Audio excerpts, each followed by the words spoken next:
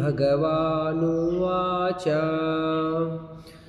यदा यदा हि धर्मस्य ग्लानिर्भवति भारत अभ्युत्थानमधर्मस्य तदात्मानं सृजाम्यहम्.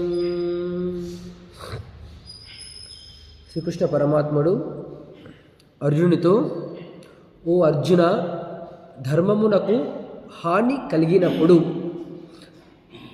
అధర్మము హెచ్చు పెరిగినప్పుడు నన్ను నేను సృజించుకుంటాను అనగా సాకార రూపంతో లోకమున అవతరించును అని ఈ యొక్క శ్లోకం యొక్క అర్థాన్ని భగవంతుడు అర్జునుతో చెప్పాడు.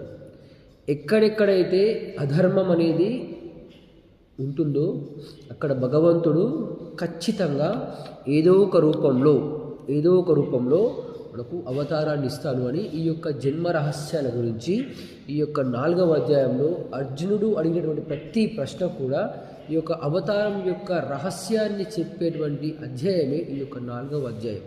అందుకే దీన్ని జ్ఞాన కర్మ సన్యాస యోగము అంటారు.